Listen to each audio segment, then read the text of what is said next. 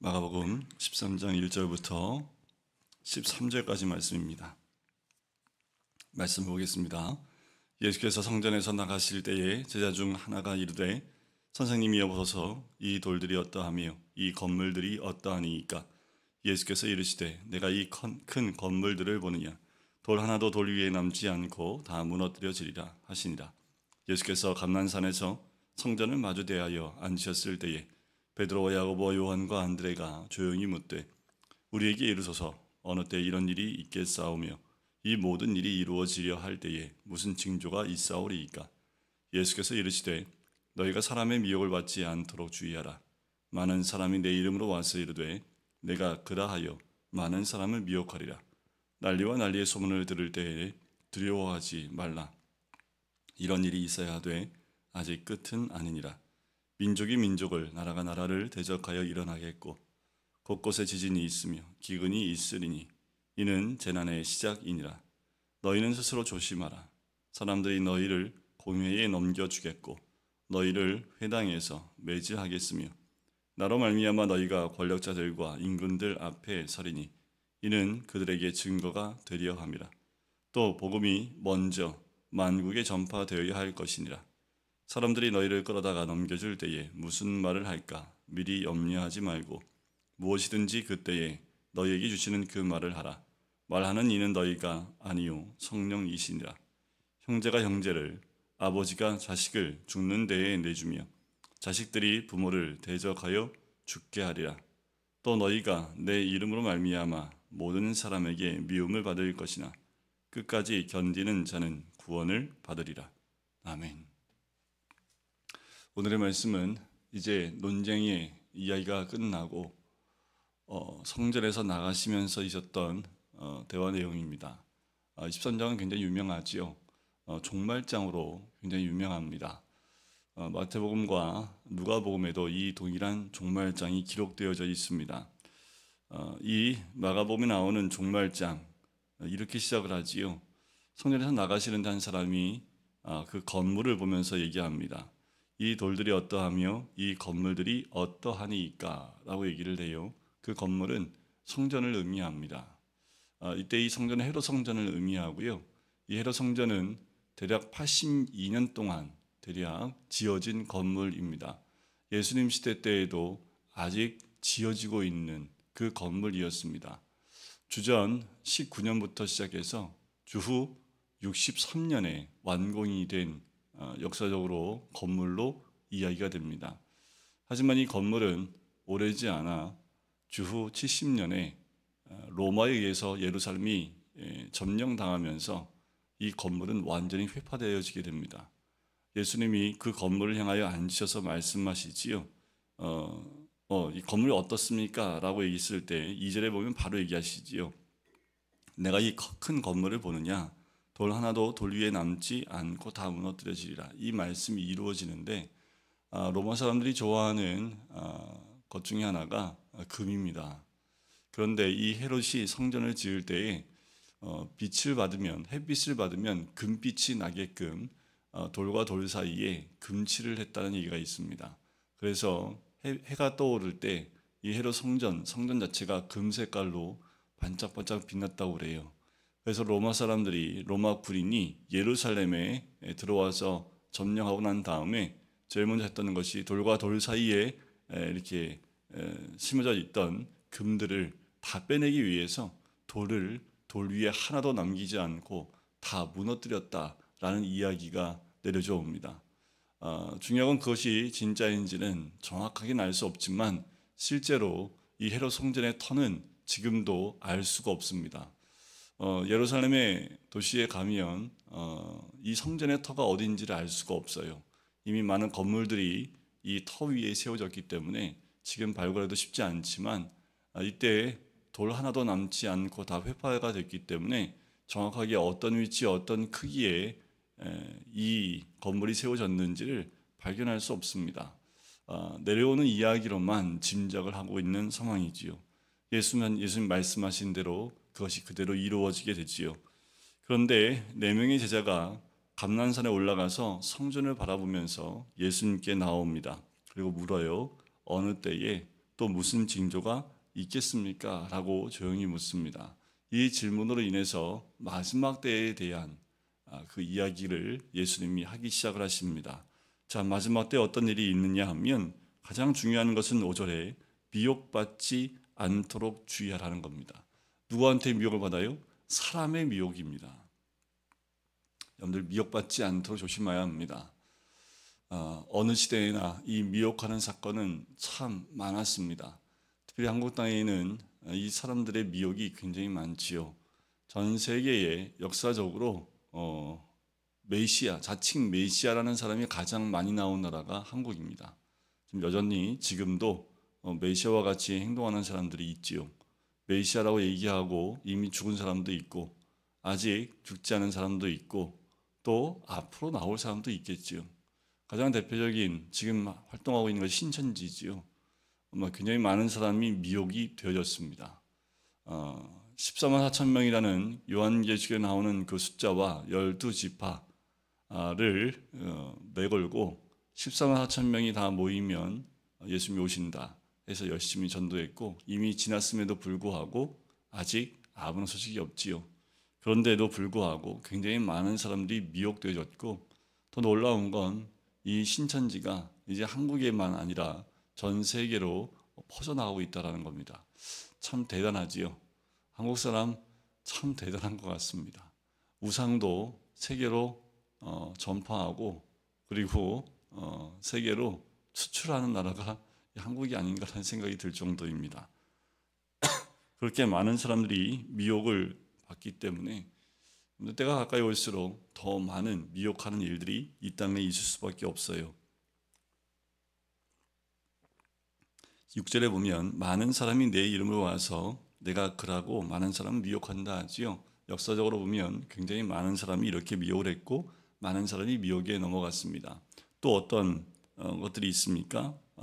7절에 보니까 난리의 소문이 들을 때 두려워하지 말라는 거지요. 여러분 지금도 나라와 나라가 민족과 민족이 대적하여 일어났지요. 그 난리의 소문들이 이곳저곳에서 들리고 있는 때가 지금입니다. 지금 우크라이나 전쟁이 어떻게 보면 이게 끝물로 가고 있는 것 같아요. 러시아 군이 점령했던 그 도시들을 조금씩 이제 우크라이나가 다시 회복을 하고 있는데 러시아 군이 물러가고 난 다음에 남겨진 그 도시 가운데 너무나 큰 참혹한 모습들이 그대로 남겨져 있습니다. 여성들은 굉장히 많은 여성들이 몹쓸 짓을 당했을 뿐만 아니라 굉장히 많은 사람들이 죽임을 당하고 군인이 아니라 일반인이었음에도 불구하고 집단으로 총살을 당한 그 장면들도 발견이 되고 어린아이들도 죽은 그 장면들까지 지금 발견이 되고 있습니다. 원래 지금 세계 법상으로는 전쟁이 일어난다 할지라도 일반인에게 그렇게 하는 것은 법으로 금지되어져 있습니다. 그것이 암묵적으로 전 세계 약속으로 하고 있는데 군인과의 싸움에서의 총으로 인해서 죽는 것은 인정을 하지만 아무런 힘도 없는 일반인에 대해서 특별히 여성에 대해서 그렇게 하는 것은 스스로 전 세계적으로도 다 하지 못하도록 금지된 상황임에도 불구하고 난리와 전쟁 속에서 참혹하게 끝을 맞은 사람이 너무도 많은 것을 봐요. 우크라이나만 그렇습니까? 지금 미얀마는 소리 소문 없이 죽어가는 너무나 많은 사람들이 있습니다. 우리 일제시대나 6.25 시대 때 죽임을 당했던 그런 모습들이 전 세계에 아직도 곳곳에 남아있는 것을 보게 돼요. 소식을 들을 때마다 참 가슴이 아프고 정말 때가 가까이 오는 것 아닌가. 그런데 우리가 한 가지 알 것은 뭐냐 하면 이런 일들은 지금에만 있었던 것들이 아니지요. 예수님이 십자가에 죽으시고 난 이후에 이 세계의 역사를 보면 이런 일들은 계속 반복적으로 일어나기 시작을 했습니다. 8절 끝에 보면 재난의 시작이라고 하지요. 기근도 있고 곳곳에 지진도 있어요. 근데 이 모든 것이 재난의 시작입니다. 이미 재난은 시작을 했다라는 것을 우리는 깨달아 알 수 있습니다. 이 지진과 기근과 전쟁은 또 난리의 소리들은 이미 과거서부터 계속 들리는 이야기이기 때문에 재난은 이미 시작된 것을 알 수 있습니다. 그리고 9절부터 13절까지는 믿는 자가 당하는 고난에 대한 부분을 이야기를 합니다. 보세요. 스스로 조심하는데 사람들이 너희를 공회에 넘겨주고 너희를 회당에서 매질하게 했으며 나로 말미암아 너희가 권력자들과 임금들 앞에 서리니. 자, 이렇게 쓰게 되는 이유가 뭐냐 하면 그들에게 증거가 되려 함이라는 거지요. 대표적으로 사도 바울이 이와 같은 일을 당하지요. 복음을 들고 나갔을 때 공회에도, 그리고 권력자들에게 임금들 앞에 섰던 그의 모습, 거기서 증언자가 되었던 사도 바울의 모습은 우리가 알 수 있습니다. 그때로부터 지금까지 예수 믿는 것 때문에 많은 사람들이 이와 같은 일을 반복적으로 당하고 있지요. 그리고 예수를 증거하는 일들, 증언하는 일들을 하고 있습니다. 지금도 우리가 알지 못하지만 가장 핍박받고 있는 종교가 기독교입니다. 그리고 핍박을 받을 때 그 핍박을 통해서 더 복음이 전파되어지고 나눠지게 되는 모습을 우리는 듣게 되고 보게 되는 거지요. 복음이 먼저 만국에 전파되어야 할 것이다. 그리고 사람들이 끌어다가 넘겨줄 것인데 무슨 말할지 염려하지 말라는 겁니다. 여러분, 중요한 건 뭐냐면 나에게 이런 일이 없기 때문에 아직 아니다, 그렇게 말할 수 없습니다. 이미 시작을 했고, 그리고 이런 일들은 전 세계에서 일어나고 있습니다. 여러분들, 우리가 이 말씀을 대할 때 우리가 해야 될 것은 준비되어진 자가 되어야 된다는 겁니다. 준비되어지지 않으면 13절 끝에 보면 끝까지 견디는 자가 될 수 없다라는 거예요. 지금 가정 안에서는 형제가 형제를, 아버지가 자식을, 또 자식이 부모를 대적하여 죽게 하리라는 거지요. 지금 이런 일들이 믿음 때문에 일어나는 일들입니다. 우리나라에서 우리는 자유민주주의 국가이기 때문에 우리의 믿음을, 또 종교를 갖는 데 자유가 있지만 이슬람이나 공산권에 있는 사람들은 가정 안에서 믿음이 있기 때문에 가족들에게 배척당하고 또 죽임을 당하는 일들이 지금도 일어나고 있습니다. 그런데 우리가 믿음으로, 또 말씀으로, 복음으로 무장하지 않으면 어느 순간에 우리도 넘어질 수 있는 거지요. 자유민주주의 국가에서 너무나 편하게 신앙생활하기 때문에 나에게 이런 일이 있지 않을 거야 라고 말할 수 없는 겁니다. 우리에게 언제 이런 일이 일어날지 알지 못하기 때문에 늘 깨어 기도하면서 마지막 때를 준비하는 것이 우리의 신앙이어야 한다는 거지요. 하지만 이것은 끝이 아닙니다. 중요한 것은 우리는 끝까지 견디는 자가 되는 신앙 가운데, 그래서 끝까지 견디는 자는 구원을 받는다라고 이야기하지요. 여러분, 눈에 보이는 것에 우리의 마음을 빼앗기지 않기를 간절히 소원합니다. 유대인들은 그 성전을 보면서, 헤롯이 지은 그 아름답고 웅장한 성전을 보면서 이 건물이 어떠한가 하면서 어깨를 으쓱이면서 자랑거리로 삼았지만 우리 주님은 그거 하나도 남기지 않는다라는 겁니다.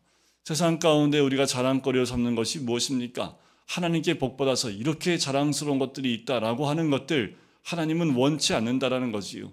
하나님이 원하시는 건 뭡니까? 끝까지 견딜 만한 믿음을 소유한 자가 되길 원하시는 겁니다. 누구에게 자랑하기 위한 믿음이 아니라, 누구에게 미혹할 만한 그런 믿음이 아니라, 우리가 어떤 것에도 흔들리지 않는 믿음 가운데 세워진 자들을 의미하는 거지요. 여러분들, 눈에 보이는 것을 자랑할 필요가 없어요. 그것은 사라지는 것들입니다. 우리의 신앙이 보이는 것에 좌우돼서는 안 된다라는 거지요. 그렇지만 우리는 여전히 보이는 것을 위해서 살아가고 있는 것은 아닙니까? 그런데 이스라엘 백성이 성전 중심의 신앙을 가는 것이 잘못됐습니까? 성전에 하나님의 임재가 있기 때문에 성전을 중심으로 이들의 신앙이 형성이 됐기 때문에 성전이 가장 중요했던, 이들의 삶의 중심에 있었던 것 당연하지요. 그런데 중요한 것은 하나님이 가장 중심이어야 되는데 건물이 어느 순간부터 중심이 되기 시작했다라는 거예요.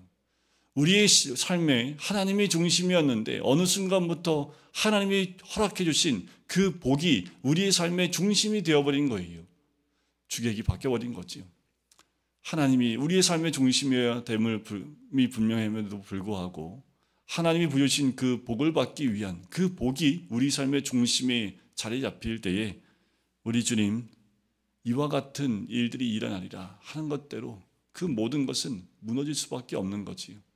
어떤 소리를 들어도, 어떤 환경이 온다 할지라도 우리는 끝까지 견딜 만한 믿음의 소유자가 되어야 될 줄 믿습니다.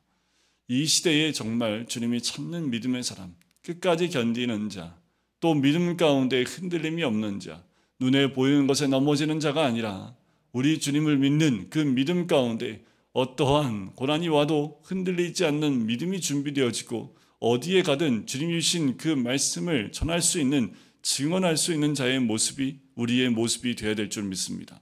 때가 가까이 올수록 여러분들 우리는 말씀으로 준비되어야 합니다. 그리고 믿음으로 준비되어야 합니다. 어떤 환경에도 우리가 흔들리지 않을 만큼 오직 주님만 바라며 어떠한 난리의 소문이 들린다 할지라도 거기에 요동하는 것이 아니라 재난이 이미 시작했기 때문에 우리가 지켜야 될, 우리가 끝까지 지켜야 될 믿음 가운데, 신앙 가운데, 그 말씀 가운데 있어야 됨을 우리가 다시 한번 깨닫고 이 마지막 때를 준비하고 주님이 말씀하신 대로 끝까지 견디는 자는 구원을 받으라는 이 말씀대로 끝까지 믿음 가운데 견디는, 흔들리지 않는 믿음의 소유자가 되시기를 주님의 이름으로 간절히 축원드립니다. 기도하겠습니다. 사랑의 주님, 오늘도 이 새벽을 깨우며 주님 앞에 나갑니다.